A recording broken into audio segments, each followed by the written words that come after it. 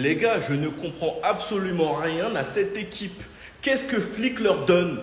Flick leur dit quoi, les gars? Flick, il a un discours, il a une potion, il a une piqûre, je sais pas, c'est pas possible. Ferran Torres qui se transforme en super sub de malade et qui se montre même intéressant en tant que titulaire. Déjà 22 GA, 16 buts, 4 passes D. Et faut voir la qualité des buts. Un joueur qui force depuis des années, qui veut pas partir, on lui a parlé de la concurrence, il a dit quoi? La concurrence, je vais l'accueillir. Il est fou ce gars. Lewandowski, 36 ans, qui a des hauts et des bas, qui a eu son déclic face à l'Atlético, qui a 38 buts cette saison, 25 en Liga, Pichichi pour l'instant. Eric Garcia qui au milieu de terrain te sort un super match. Gavi aussi que beaucoup de gens ont critiqué. Moi je vous ai dit il fallait de la patience. Il commence à reprouver, il revient des croisés, je vous le rappelle. Et Koundé qui était censé être fatigué à cause du rassemblement, les gars, mon œil. Koundé cramé, fatigué, c'est faux, il voulait juste pas bien jouer avec la France les gars. Regardez son match de patron aujourd'hui.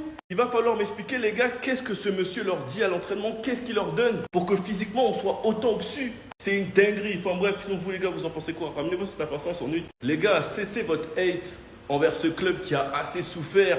Vos calendriers, vos hate watch, vos agendas sur certains joueurs qui sont surcotés parce qu'ils jouent au Barça malheureusement et qui sont super médiatisés. Des joueurs qui à 17 ans sont déjà des rockstars. C'est une folie les gars, des stars. Et à Pedri, il a fallu juste une saison où il épargnait des blessures pour être considéré comme le meilleur milieu du monde.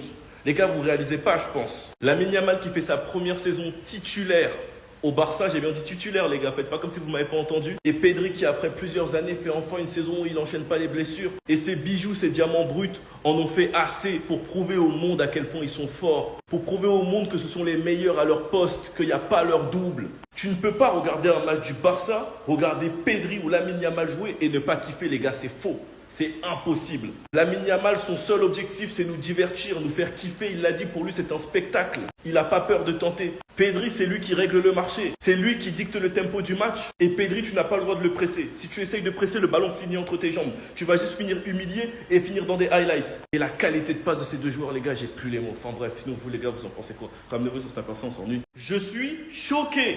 Après, les gars, vous allez dire qu'on est parano et qu'on abuse. Vous allez dire qu'on est parano, qu'on abuse, qu'on se compare, c'est pareil à chaque fois. Ce match, je suis serein, je pense qu'on va pas le perdre, les gars. Mais à partir d'un moment, il faut arrêter de se foutre de la gueule. Faut pas essayer de rendre le championnat plus difficile.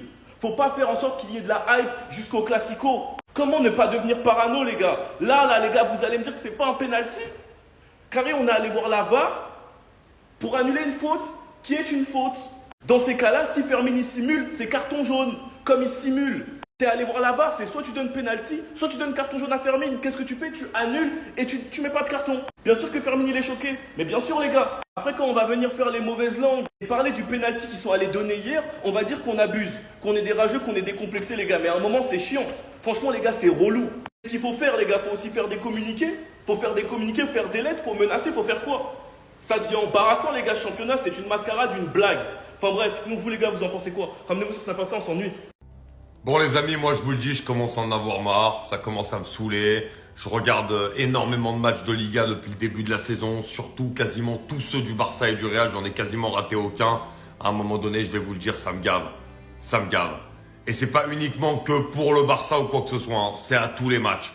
Et peu importe, que ce soit pour le Barça contre le Barça, pour le Real contre le Real, pour l'Atlético contre l'Atlético, l'arbitrage d'un championnat majeur comme celui-ci est un scandale. Toutes les semaines, je dis bien toutes les semaines. Et heureusement que j'aime le football, hein, et que je m'attarde pas sur ça, sinon je ferais une vidéo par week-end. Mais toutes les semaines, il y a des problèmes. Toutes les semaines, il y a des choses qui vont pas. On a pris la VAR pour régler des injustices. L'impression que cette saison en Liga, il y en a plus qu'avant la VAR. C'est n'importe quoi.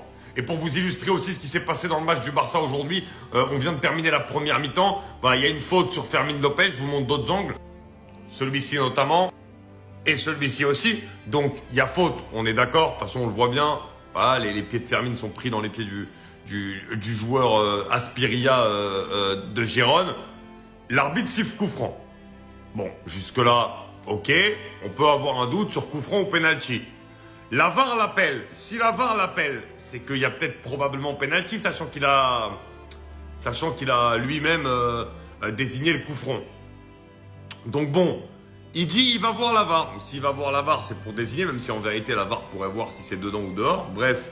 Donc il va voir la VAR. Et quand il voit la VAR, il annule le coup franc. Il dit il n'y a pas faute. Donc, enfin, on marche sur la tête, les gars. Comment ça, il n'y a pas faute? Enfin, déjà, on voit qu'il y a faute, mais en plus, la VAR, quand elle t'appelle, c'est pour un penalty. Elle t'appelle pas pour vérifier s'il y a faute sur un coup franc. On perdrait 100 ans sinon. Bon, bref. Voilà, tout ça pour vous dire que c'est encore un énorme scandale et que moi, personnellement, j'en peux plus.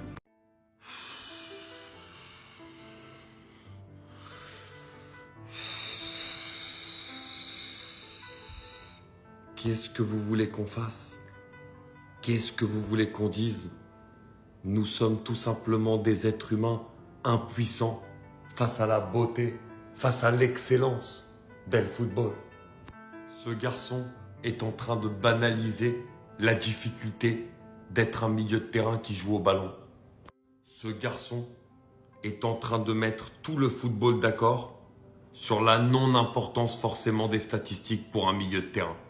La plupart des matchs, il ne state pas, mais il est tout le temps homme du match. Il est tout le temps homme du match. Pourquoi? Parce que c'est lui le dictateur du tempo de son équipe. Parce que c'est lui qui fait tout. Parce que c'est lui qui n'a aucun déchet. Parce que c'est le milieu de terrain qui est tellement beau à regarder que tu en deviens tout simplement amoureux. Parce que oui, Pedri, je le dis, je suis amoureux de toi. Voilà, footballistiquement parlant, j'ai eu un coup de cœur, très clairement. Et je peux pas me le cacher aujourd'hui. Le joueur tellement beau par excellence, qui sait tout faire. Mais la qualité technique, les transversales, les passes, les retours défensifs aussi. C'est-à-dire, il joue à la fois bien 6 qu'en numéro 8. J'en peux plus.